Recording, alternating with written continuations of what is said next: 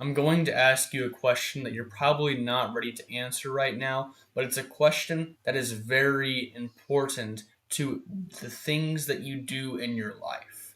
The question is, what are you living for? What thing is it that you either have in mind or you don't have in mind that is the one thing that you prioritize above everything else in your life, and everything you do, or the bulk of what you do for that one thing? For most people, that one thing is probably going to be themselves, or it's going to be somebody else, maybe a family member, maybe their spouse, maybe their cousin, their brother, whoever it may be, or it might be something else. It might be maybe pleasure, it might be happiness, it might be money, it might be greed, it might be sexual gratification, it might be all these different things that you could choose as the thing that you worship. The title of this video is asking you, who or what do you worship? And I think that is at least partially the same question as, what are you living for? I think people, whenever they think about worship and someone says, do you want to worship Jesus? I think people might kind of freak out about that. Be like, worship, like, well, it's a big word. However, everybody is worshiping something. You right now, you are worshiping something in what you do. Worship isn't just speaking or singing songs at church. That's not just worship. You worship by the actions that you take, your beliefs, what you do every single day shows what you worship. Everybody is worshiping something, and it's your job in life to figure out what that thing is. And once you figure out what that thing is, you've got to ask yourself the question, is this thing ultimately worthy? Because that's what it means to worship. To worship means to consider ultimately worthy. And so, what are you going to consider ultimately worthy? Is it yourself? Is it someone else? Is it something else? Or is it God? Because the things of this world are going to disappear. Nothing in this world is reliable to worship. Nothing in this world is good enough to be considered ultimately worthy. Nothing in this world is worth living for except Jesus. So are you living for him? That's the big question that I think a lot of Christians, or a lot of people who call themselves Christian, have to answer. Are you actually living for Jesus, or are you living for yourself? Because I fear that a lot of people, they say that they believe in God, but they don't actually live that out. Nothing about them changes. This might be the third time that I've said this story on my YouTube channel so far within the past week. A pastor walks into the church and he starts preaching and he says, imagine if I came in here and I was 30 minutes late. A lot of people would probably be upset by that. Why is the pastor 30 minutes late? We were supposed to have a nice lesson here. He was supposed to preach the word of God, but he was late, so what the heck is up with that? And he says, what if I came in here and told you that on my way here, I was in my little bitty car driving down the road, and an 18-wheeler going 75 miles an hour hit me, and I was going 60 miles an hour, and that's the reason why I was late. Now, you're probably thinking that that's crazy because either that pastor had mental problems or he was lying, and I think the most likely option is that he was lying, because why would a pastor have mental issues? But the point still remains. If you were going at 60 miles an hour in a little bitty car and you were hit at 75 miles an hour by an 18-wheeler, you'd be dead. But if somebody was hit by God, how much more would they be changed?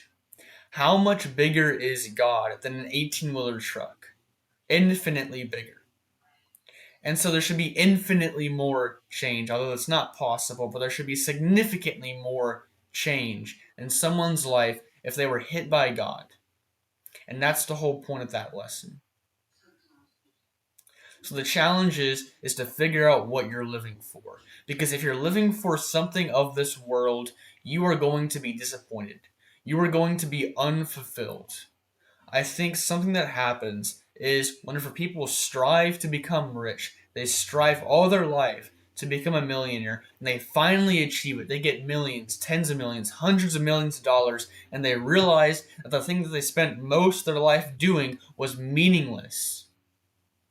They realized it was meaningless. And I think a lot of people are chasing after money. They're chasing after wealth because they think that whenever they get that thing, that their entire life is going to be changed and everything's going to be happy and it's going to be sunshine and rainbows. But the issue is that it's not, and it's going to be worse because you wasted 10 years of your life trying to become a successful person, because you wasted 10 years of your life trying to become a successful person and you got it. You succeeded, yet you didn't succeed because now you're still unfulfilled. And people realize this too late because they wasted so much time chasing after this thing called wealth. And they realized finally, after they got it, after they achieved what everybody else wanted to achieve, after they achieved what everybody in the world tells you you've got to do, you've got to make money. Hey, if you become successful, that's a good thing. Your entire life's going to be better whenever you become successful. And the people that actually get there realize it was all a lie and it was all a waste of time. Because the only thing that is worth dedicating your entire life to, the only thing that is worth worshiping is God. Because He is above every other thing. If you take everything, if you take all the planets, all the stars in the sky, all the people, all the sins of the world, you take everything and you put it on one side of the scale and you put Jesus on the other side, He outweighs them all. Because He is greater than all of them. He is above creation. He is the beginning and the end. He has no ending. He is forever. He was never created, but He is the creator. He is almighty. He is the King of kings, the Lord of lords. There is nothing else that can compete against Him and even get a glimpse of achievement because He is so superior to everything. And so if you're not living for Him, what are you living for? What are you doing in life? Because there's nothing worth more than Jesus. Many of the apostles and many of the people 300 years, 250 years after Jesus died, they died for their faith in Jesus. They died because they claimed to have seen Jesus risen from the dead, which is the beginning people, and the later people, a few hundred years after Jesus, they died because they believed in the resurrection. They were willing to suffer. They were willing to be hung on a cross. They were willing to be tortured and persecuted because they knew that Jesus, whatever He was going to give them, was going to be worth infinitely more than any amount of pain, than any amount of suffering, than any amount of persecution that they may face. And also, it's worth more. It's worth suffering on a cross like Jesus did. It's worth being persecuted like Jesus was. It's worth being mocked. It's worth being made fun of for preaching the gospel, for doing good works, if it means that even one person is saved by Jesus. If I somehow knew that uploading these YouTube videos for the next rest of my life, however long that may be, decades and decades and decades, probably, if I knew that it would only save one person, or if you knew that it would only save one person, and of course it's not us who saves, but Christ who saves, but we plant the seed. So if you knew that if by your videos someone would recognize the fact that Jesus is God, and turn and Jesus would save them, would you still do it? Would you still upload a video every week, a video every month? How much is one person going to heaven for you? Is it enough to risk your life? And what is your life worth?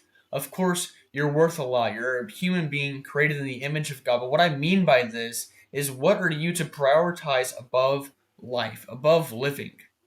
If you prioritize you living above God, then where are you placing God? You're placing God below your desire to live a life, to continue living, and you're placing God beneath that. And what that does is it completely destroys your life. So if there's anything that you could take from this video, then it's to go into your room, to sit in silence, and to ask yourself the question, what am I living